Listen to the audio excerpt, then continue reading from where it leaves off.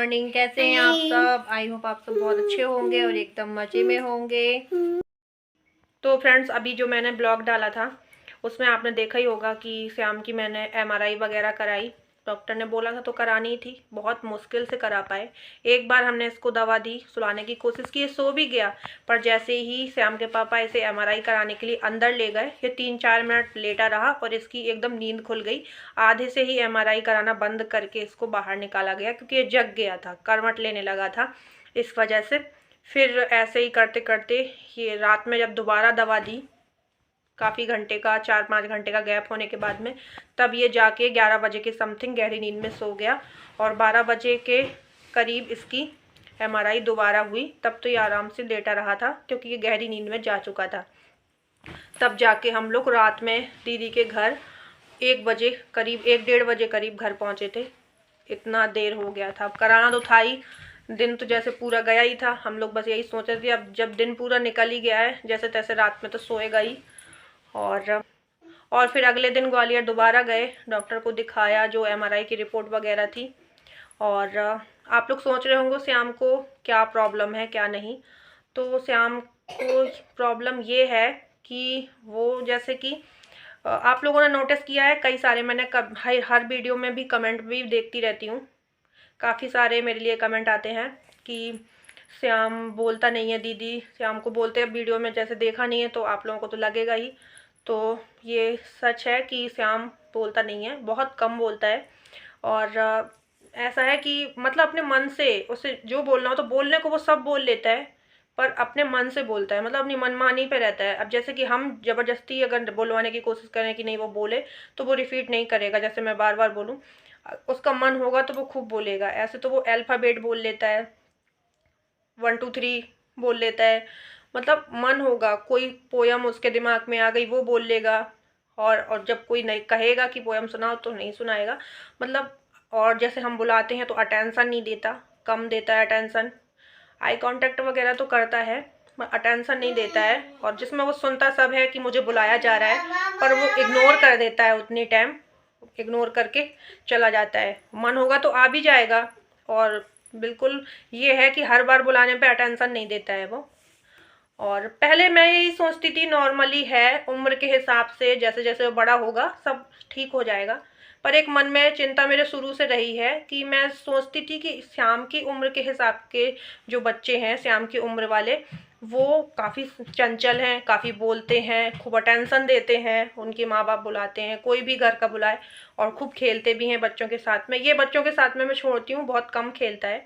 और ऐसे ही जो बताया कि अटेंशन भी बहुत कम देता है। और श्याम की उम्र के बराबर बच्चे बहुत ज़्यादा बोलते हैं, वर्ड तो छोड़ो, पूरा पूरा मतलब सेंटेंस बोल लेते हैं वो। और ये, इसका मन होगा तो बोलेगा। किसी की कॉपी करना होगा, जैसे कि कोई कह देगा हाँ जाओ, हट जाओ, मान जाओ, ऐसे ये भी कॉपी कर लेता है। मन होगा तो खूब कॉपी करेगा। और जैसे कि डांटेंगे श्याम के पापा तो उनको कॉपी करके ही बोलेगा, हट, मान जाओ, ऐसे।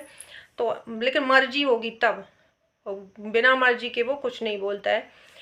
तो यही सब है। ये चिंता मुझे काफ़ी दिन से है, जब ये 2 साल का था मैं तब से ही सोच रही हूँ कि मतलब ये नॉर्मल बिहेव नहीं है इसका। जैसे नॉर्मल बच्चे खूब बहुत तेज होते हैं, बहुत ज़्यादा बातें करते हैं, वैसा नहीं है। लेकिन घर में मुझे सब बोलते थे, मम्मी जी लोग, सब लोग बोलती थी, पापा मम्मी ये सब लोग घर में बोलते थे कि उम्र के हिसाब से ठीक हो जाएगा। कोई कोई बच्चा लेट बोलता है, स्पीच डिले होती है स्पीच कोई कोई बच्चे की। तो कई कई बच्चे, तो मम्मी बोल रही थी कि गांव में कई बच्चे ऐसे हैं कि 5-5 साल में बोले हैं, साफ नहीं बोलते थे ऐसे। तो मैं भी सोचती थी कि उम्र के हिसाब से सब ठीक हो जाएगा, बोलने लगेगा। पर मन में एक चिंता, एक जो डर होता है वो शुरू से चला आया है मेरे, कि मैं जब देखती थी और बच्चे इसके साथ में जो खेलते हैं, या आंगनबाड़ी में मैं देखती हूँ बहुत बोलते थे, तो यही सब था। तो मैं बहुत दिन से देख रही हूँ, मैं पहले भी दिखा चुकी हूँ, मैंने आगरा भी दिखाया है। तो इसे है ऑटिज्म, जो कि कैसे हुआ क्या हुआ पता नहीं। डॉक्टर भी यही बोल रहे हैं कि 2 साल के बाद ही हुआ है समथिंग इसे। तो पहले तो ये हमें इसका बिहेव ठीक लगता था, और ये पहले खूब हंसता बोलता खेलता भी था, मतलब इतना पहले जितना था उसके बाद ही ऐसा हुआ है।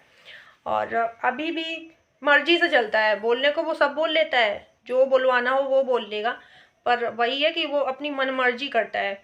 तो इसे यही बोला है डॉक्टर ने कि जो स्पीच थेरेपी है, स्पीच थेरेपिस्ट के पास जाके स्पीच थेरेपी कराना है।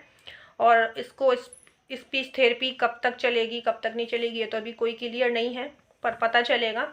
और हमने स्पीच थेरेपिस्ट के पास जाके भी बात कर ली है, और वहाँ तो फिर रह के करानी पड़ेगी। और ये स्पीच थेरेपी जो मुझे करानी है वो ना तो स्पीच थेरेपिस्ट मुरैना में है ना धौलपुर में है, यहाँ आसपास नहीं है, या तो ग्वालियर है या जयपुर है या फिर आगरा है। तो मुझे या तो आगरा रह के कराना पड़ेगा या ग्वालियर रह के या जयपुर, तो जहाँ पे भी कराना है वहाँ मुझे रहना पड़ेगा। और इसके लिए तो सोच समझ के ही जाऊँगी। तो अभी तो मैं दिखा के घर आ गई हूँ और स्पीच थेरेपिस्ट से भी मैंने बात कर ली है। अब बस रह गया है काम इसको स्पीच थेरेपी दिलाने की। तो वो तो मतलब सारी व्यवस्थाएं हो जाएंगी, मैं रहने लगूंगी, कहीं पे भी रहना पड़ेगा कंटिन्यू, तब जाके इसे थेरेपी दिला पाऊँगी मैं। और अभी मैं सोच रही थी कि मैं अभी से ही कंटिन्यू कर लूँ, बात वगैरह तो हो गई है जहाँ पे है स्पीच थेरेपिस्ट ग्वालियर में। और ग्वालियर ही मैं सोच रही हूँ कि यहाँ पे ही मैंने अभी डॉक्टर को दिखाया है, तो मैं वहीं पे स्पीच थेरेपिस्ट के पास ही थेरेपी दिलाऊँ शाम को। तो देखो ग्वालियर ही फिर रहेंगे, कुछ करेंगे, करना पड़ेगा। और डॉक्टर ने ये कहा है कि जब इसे स्पीच थेरेपी लगेगी तो ये काफ़ी इम्प्रूवमेंट होगा, काफ़ी रिकवर होगा, मतलब जो अभी है इससे भी बेहतर होगा। जो इसकी स्पीच डिले है वो वापस आएगी और ठीक हो जाएगा, क्योंकि बोलता है सब है, पर यही है सब मतलब जो नॉर्मली सब बच्चे का बिहेव होता है। काफ़ी बच्चे चंचल कितने होते हैं, बोलते हैं। श्याम 3 साल का हो चुका, 3 साल के बच्चे मैं देखती हूँ अगल बगल बहुत ज़्यादा बोलते हैं, और ये नहीं बोलता। तो एक मन में वो तो शुरू से यही मैं सोचती रही कि मैं इसे अच्छे से दिखाऊं। मैं और पहले ही दिखा लेती, लेकिन ये था ना कि घर वाले बोलते थे कि सब सही हो जाएगा, उम्र के रहते सब बच्चे सही हो जाते हैं, जैसे जैसे वो बड़े होंगे बोलेंगे। यहाँ बच्चे कोई 5 साल में बोला है, कोई 4 साल में, तो ऐसे ही मैं नहीं तो मैं और पहले ले जाती। और मैंने इसके पहले भी, अभी तो मैंने ग्वालियर दिखाया, मैंने आगरा भी दिखाया था जब भी ये 2.5 साल के करीब था, मतलब 3 साल का पूरा नहीं होता तब दिखाया था मैंने। तो बस यही है। और आप लोग ये सोच रहे होंगे ना कि ब्लॉग लेट लपेट क्यों आते हैं, तो मतलब अब घर पे अगर बच्चा ठीक है तो सब ठीक है, वरना कुछ भी ठीक नहीं है। तो बस यही सब है। और श्याम की टेंशन की वजह से मेरा किसी चीज़ में मन नहीं लगता। जब मैं सब बच्चों को देखती हूँ ना बोलते हुए, तो एक मन में अजीब सा लगता है कि श्याम कब बोलेगा अच्छे से। और मतलब आप लोग समझ सकते हैं।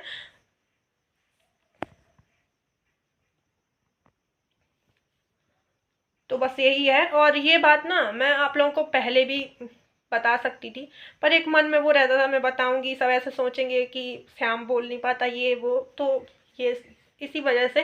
लेकिन आप लोगों से क्या छुपाना, आप लोग तो मेरी फैमिली हैं, और फैमिली से कोई बात छुपाते थोड़ा है, सब बताते हैं। तो बस, नहीं तो मैं और पहले भी बताती। मैं कमेंट देखती थी, पर मैं कमेंट का कभी रिप्लाई नहीं करती थी। जब भी मैं कमेंट देखती थी कि यही कमेंट रहते थे कि दीदी श्याम बोलता नहीं है, श्याम बोलता नहीं है, तो अब मैं उसका जवाब देने में बहुत कतराती थी। इसी वजह से कतराती थी कि मेरे मन में एक वो रहता था कि मैं ऐसे लिखूंगी कि नहीं श्याम नहीं बोलता ऐसे वो, तो इसी वजह से। पर आप लोग तो मेरी फैमिली है, कोई बात छुपाने की थोड़ा है।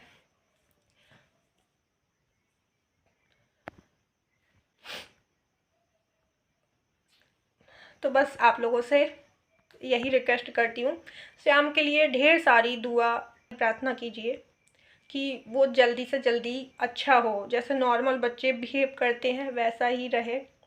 कर रहे हो बेटा? सबको हाय बोल दो, सबको हाय बोल दो। हाय हाय बोल दो सबको हाय। नहीं बोलोगे? नहीं बोलोगे?